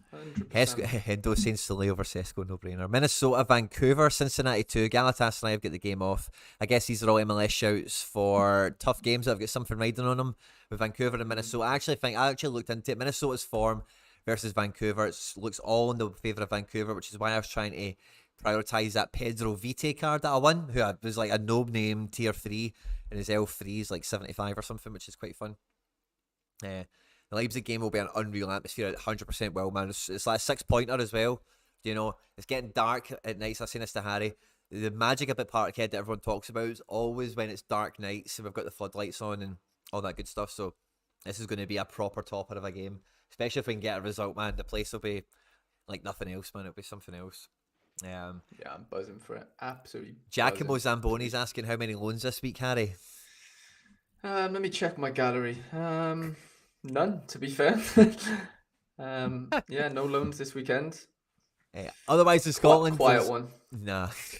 Otherwise in Scotland, there's no other big fixtures. Midgetland away to Aarhus, Aalborg away to Horsens. I don't know if they're going to really pop on the radar of anything. Rosenborg Valerenga. And fixture wise, Harry, so we get to France, right? Who do PSG have? PSG are away to Reims, so I think that's going to be like 5-0 or something. Probably. It's just, again, how many minutes do these guys, Messi and Neymar, get? How many goals do they actually get? Are they involved? Does he rest maybe a few more of them? Marseille have got an amazing game at home to Ajaccio. That should be really good for that team. Lyon Toulouse, Lyon. What about France? Harry, you got it? No, doesn't really pop out, does it? Badia Shield is probably... Oh, you've got Monaco, yeah. Away to Montpellier, which is a decent fixture, I think.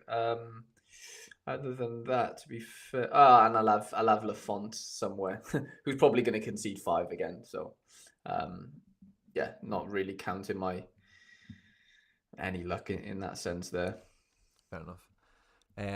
In Russia, let's see what Russia's got going on. It's always a wee bit interesting here. So Spartak at home to Krylia. It should be a good game for them. Although I don't think they've got that many great cards these days, Spartak, you know. Not as good as they did have. No. Sochi Loco, tough game. Oh, Zenit away to Fakel. So I was talking to Josh earlier in the week, and Zenit are going to Fakel all over the game weeks this week. It feels like. Deska versus Dinamo, a Moscow derby, kind of maybe eliminates a few of those guys off each other. So that's interesting. But Zenit are probably going to spank out a perfect score again this week. I tell you what, Rostov Krasnodar will be a good game. That's like, what's that, 2nd v 3rd or 4th? Oh, is it? That's just at the top it is of the Russian. Of course. Sorry. Yeah, that'll be a good tasty game. For sure. Because Rostov, they got a goal against Zenit, they didn't let them away with a clean sheet. I think it was 3-1 in the end, yeah. Yeah, so that's decent. I was actually just looking, we actually now have the championship, so we actually now need to learn what goes on in this division, Harry. So, I mean, I'm not too bad on the championship, to be fair, considering my poor old club has been in it for the last couple of years. I think Norwich home at Preston is a good fixture, isn't it, for Norwich, sitting second. Preston, as you said, with that dodgy goal difference, but away from 100%. home. I think, to be fair, it's quite weird actually. A lot of obviously they've onboarded 5 teams. All right, Watford are away, but it's still a good fixture away to Blackpool. Norwich at home is a good fixture. Millwall at home to Middlesbrough is also a good fixture. And then the 2 other teams that make up that 5 is Burnley and Coventry, and I think it's actually honestly a really good fixture for Burnley. So all but Coventry. Rare derby in the championship. Coventry versus Burnley on the first sort of weekend of being minted, which is pretty cool, I guess. The so rare derby. Millwall at home at Middlesbrough. Watford away to Blackpool. So we do have some of these teams with a picture and some without. I think it's a reasonable assumption at this point. No badge means off the table. We've kind of seen that with some places. You'd probably have to say so, wouldn't you? Yeah. And interestingly, with the Scottish, so we had Celtic come on today. We had the full league come on today. Famously, Rangers weren't on last year because they were in an agreement with some 2-bit company that went bust and was some sort of, one of those stupid ones. But Rangers have their badge on site. The Rangers badge is on site. We don't have player pictures as of yet, but I think I wouldn't be surprised if we get Rangers tomorrow, for example. They maybe gave Rangers a wee day in the sun since they weren't here last year. Wouldn't surprise me at all. I wouldn't be promoting it, but myself personally. In the Prem, we've got Liverpool away to Arsenal. That's a real top of the table clash. Probably a good one to watch. Yeah. And then, I think we're maybe at the bottom. Southampton. Man City, Southampton. Last season, who knows how that game will go.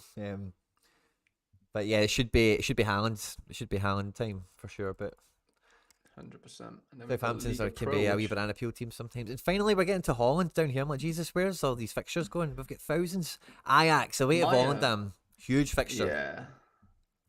Yeah, massive, isn't it? Alkmaar away to Utrecht. Now, what we're all hoping, right, is that Utrecht get battered so hard that Barkas gets dropped. So this might be one of the games that pushes Barkas towards the bench and brings Fabian de Kaiser out from the shadows, out from the cold, back into the light. So let's hope for that. Let's hope for AZ to absolutely run over Utrecht. That'd be lovely. How do you feel about Holland? You've got quite a few wee pieces in here, don't you, Harry? Yeah. So I'm sort of obliged to follow AZ now, which isn't a bad thing at all. They've been great this season. A couple of pieces. It's tough, isn't it? Obviously, they're playing tonight, so it's all about sort of just monitoring what happens tonight and sort of going from there. But yeah, apart from that, have I got much else in? Mate, honestly, I'm trying to scroll down these fixtures and I can't even get down there. It's so far, isn't it, man? There's literally every game on the planet on this. So I've got a couple of AZ boys. I've got Timbers. Like I said, my only sort of rare playing defender right now. After that 4 that he dropped, was it a 4? I think it was 4 with a captain's bonus. Was it? It might have been something like that. Yeah, it was a 4. It was it was a legit 4. So like we mentioned earlier, it's just he's bound to basically score 100. Is kind of the way this probably goes, isn't it? Unfortunately for people that don't own him. I'm not just saying that from like a biased perspective. It just seems like that's the type of thing that would happen. Ajax gets spanked. They play a very easy team away from home. They probably pass their way to 100 is kind of my thinking there. But yeah, apart from that, nothing else really active in Holland. PSV Heerenveen will be a tough game as well for the PSV cards. We bet rotation perhaps going on there as well. Mm-hmm. And the Feyenoord 20 should be a tougher game for Feyenoord, but I think they'll probably still do not too bad. Yeah, that'd be a tasty game. That will FC 20 Feyenoord. I got to admit, but 20 are good at home. So actually, no, they're away. Are they away? I'm pretty sure they're away. No, Feyenoord are at home, I think. So 20 away. Yeah. So I was looking at Chinese Maze Hilgers. That's what put me off. Is that they were away? I thought if they were at home, I'd maybe give them a shot. Possibly, yeah. I'd have to agree with that, definitely. But as a result of these championship cards getting taken out of Challenger, I'm resorted to playing a Snodgrass in this team. Ooh, you love a late Snodgrass shout, didn't you? They're away to Killy. I don't want to play. I literally have. I should have Tom Rogic. I should have. I've obviously sold him, but I had Marcelino Nunes kind of earmarked for this kind of situation. But with them taking the championship out, I'm kind of. It's either Mikey Johnson, who hasn't started yet for Victoria Guimarães, but he has got an assist off the bench. Their last game was against Benfica, so he was never going to start and he was never going to do great anyway. But they're away to Pacos de Ferreira, so maybe he starts. Even if he doesn't, he could maybe get another assist or something. Yeah. So that's my other best option, basically. That's it. Fair enough, I get it. So I don't have even in Cham. In Cham is on 2 decisives or 3 decisives in 2 games or something now. Ooh, okay. But I can't use them in Challenger anymore. So. Yeah, of course not. No. So Celtic cards came out today, and the one midfielder I want. There's 2 midfielders I want. I want a Rio Hatate midfielder, and I want a O'Reilly midfielder. There's no Matt O'Reilly cards out yet. Actually, really, again, he's got pictures and stuff, but they're just not here yet. No card available now, which is just a kick in the balls. And then I think, well, let's see the Rio Hatate midfielder card, and it's actually listed on the site as a mid. But you look at the cards and that's defender. Weird, boom, boom, boom. They might have fixed it since I tweeted them earlier. Maybe it says midfielder now because of that. But this first batch certainly all defenders. So yeah. That's so weird. My wait and my want for another Celtic midfielder card goes on. I'm not going to buy Turnbull still. So I need to get an O'Reilly or even another Rio. Maybe Aaron Moy. I don't know if he's injured, doesn't he? Something's scoring terribly good anyway. I'll need to pick him up at some point, but I don't think I need to get him early. But yeah. So I'm resorting to Snodgrass unless I can somehow magic up an O'Reilly before deadline. And even that, I don't think I'll be getting an early one because it'll be so expensive. Yeah, 100%. It'll be dearer than what Turnbull was last year, I think.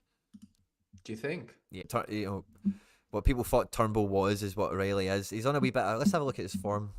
His L5 is really what I'm interested in. Yeah, it's not been that good.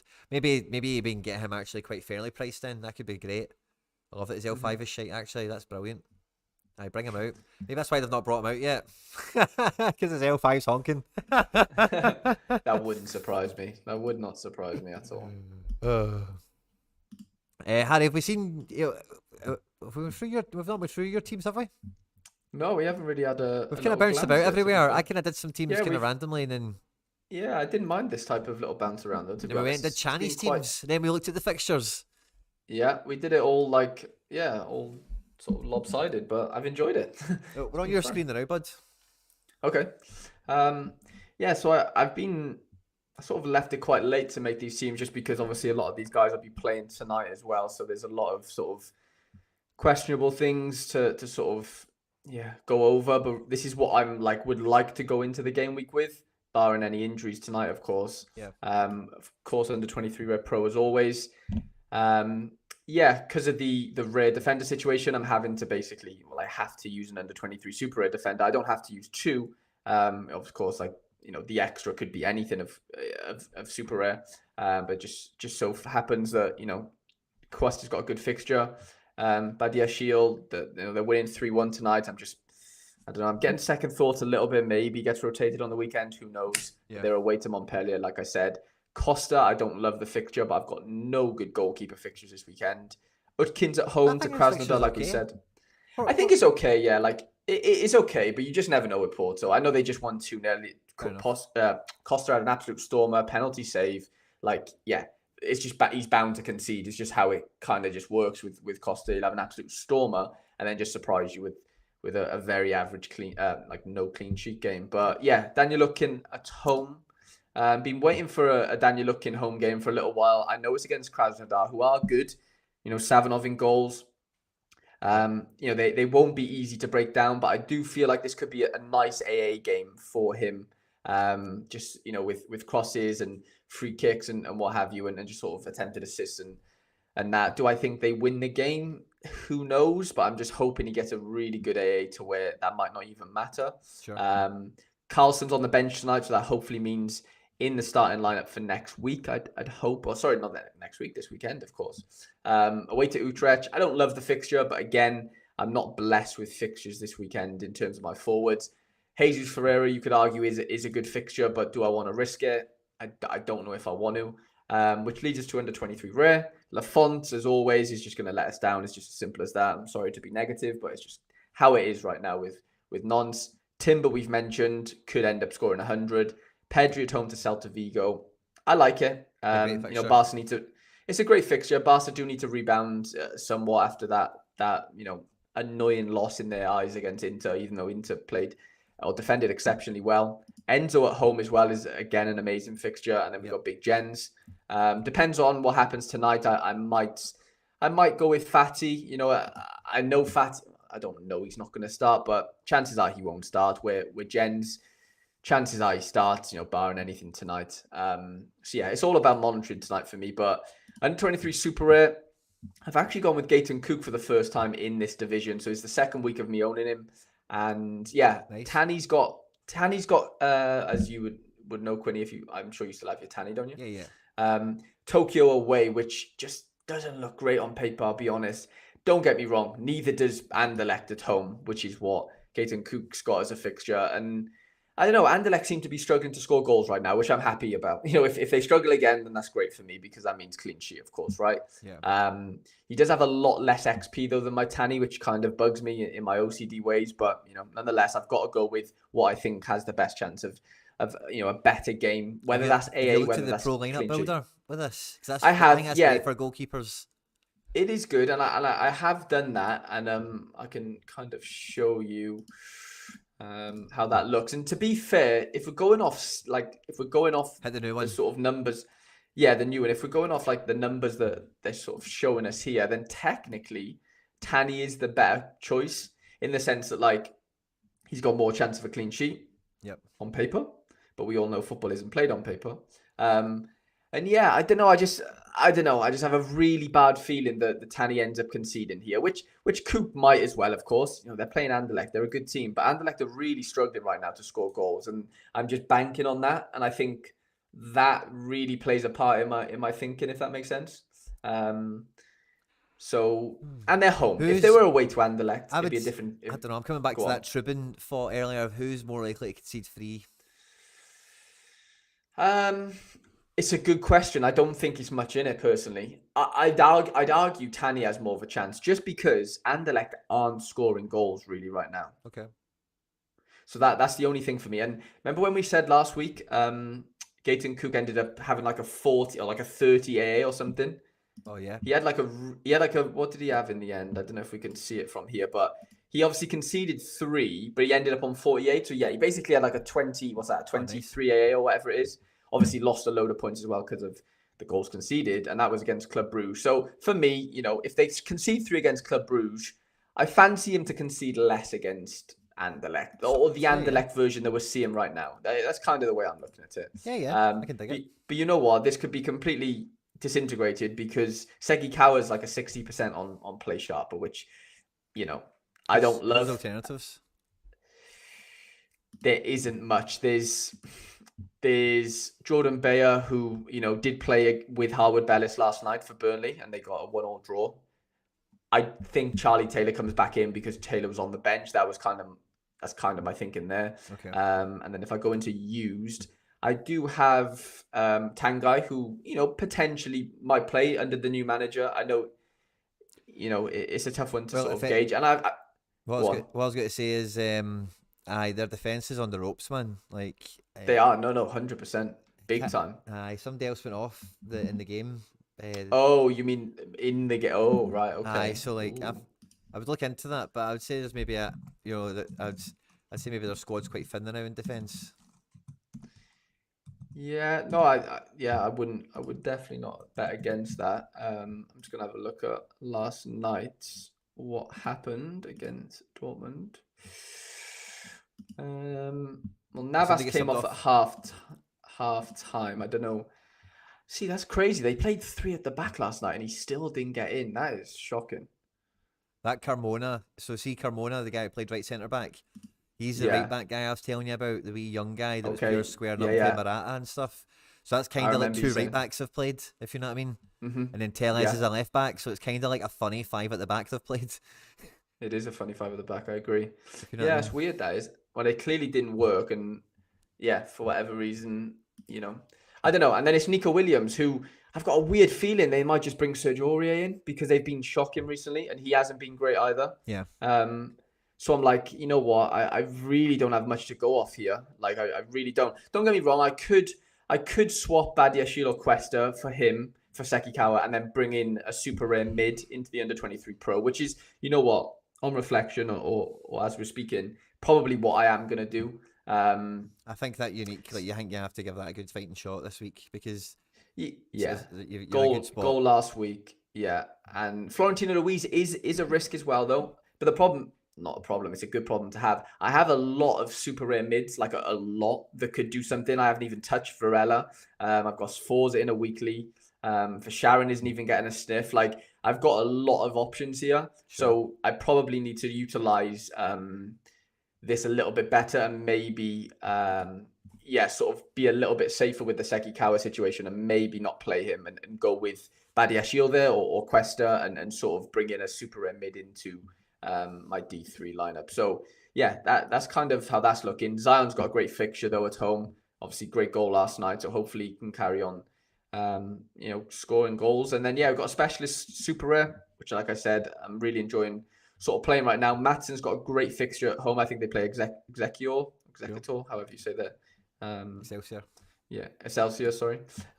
Cuckoo's at home. Again, he probably doesn't start, but Santhusen have been shocking recently. I'm just hoping he gets rotated in for whatever reason. Sforza's been great again. 30 AAs back-to-back from injury. Tanguy we just gone over and Tani as well. So, does this team do anything? Probably not, but does it give me something to cheer on? Yes.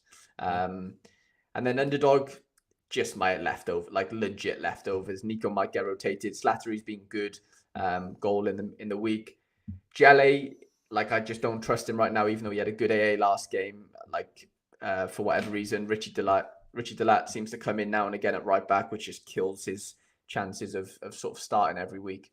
And and then Akida. So yeah, weird week for me in terms of like I don't look at any of this and go, wow, like I love these lineups just because I don't trust Lafont. I like these 4 outfielders, but don't trust Lafont. And yeah, I don't know. I'm waiting on tonight basically and seeing what AZ get up to. How's your scores looking now? Do you have anything? No. No, I did. Like anything playing at the moment? No. Well, like to be fair, I do technically because I have Carlson to hopefully come off the bench and do something. But yeah, nothing like, if Lafont keeps a clean sheet, if Odegaard scores, then we're in a good position for Carlson to come on and maybe do something. This is disappointing because, yeah, Monaco ended up conceding and obviously Timber's just Timber. So that would have been a nice, healthy tier 2, I think, if I didn't captain or play Timber, of course. This is a bit crazy. I've got 274 points from 3 cards here, which is annoying to look at, to be honest, because yeah, if I did have 2 other players, this is probably a reward. It's probably a tier 3, but it's still a very nice reward. And this down here is equally as nice. If I would have went Yorbe Vitesse instead of João Mario, who I didn't think I played these 4 in here because I didn't expect Bayer to start. I didn't expect Mario to start. I knew Slattery and Vasharan would start. Sure. So this was a complete throwaway, and it's ended up being the closest to a prize, which just sums up Sorare in itself, doesn't it? You try so hard to sort of pick out the best team on paper and stuff, and it ends up being the team that you didn't even think had a fighting chance. So yeah, if Vitesse plays, that's a 76. So you're looking at 40 points. I probably, well, I don't know how it's going to end, but I would have been top 3 for now. So yeah, that's a little bit disappointing, I guess. But it is what it is. I'm just seeing in the live chat, Bastiston, friend of the channel from Holland, is coming saying he's got the 1 of 100 Carmona. Ooh, so huge. You've got a guy there, Bass, who's got some good attitude on him, and I think he's definitely somebody to watch out for. So nice pickup for sure. I've just been checking out my sweat, Harry boy, and how are you looking? Thanks to the boy Braze Mendes, I'm sitting in number 31st. I'm sitting 31st. So on a tier 1, amazing. I've also got the end of the Conference League and Europa League storm to weather. We're on the bubble. But hey, man, it dropped to 73. Huge, yeah. It's all you can ask for, isn't it? Really. That's it, man. Massive. Yeah, that's job done for him. Bit of a letdown from All Black and Harwood Bellis, but let's hope we get over the line with something here. 100%, mate. No, I'm buzzing for you. That's huge. 384 points. That's a massive, massive result, that is. So, yeah. Well, let's cross our fingers we get over the line with that, Harry boy. And I wish you all the best of luck for Gameweek 312. Thank you, mate. Yeah, equally the same to you. And yeah, looking forward to meeting up with you in your hometown in a couple of days. So next week, Harry boy will be in the Sorare TV studios. We'll be getting ready for Champions League action. We'll be going to see Celtic at home at Leipzig, and then Harry boy will be talking about Glasgow I think the day after, so we might be doing some more live stream stuff, or we might do some we'll have a rare time, safe to say. Be sure Harry's channel is linked in the description of the video. If you haven't already, of course, jump over there and subscribe. I'm sure you have, of course, but if you haven't, otherwise over here, if you've had a good time, you've laughed, you learned, like something or whatever, please do like and subscribe, share, retweet, all that good stuff, guys. Stay out of trouble, and me and Harry will catch you later. Take care. See you, lads. Bye-bye.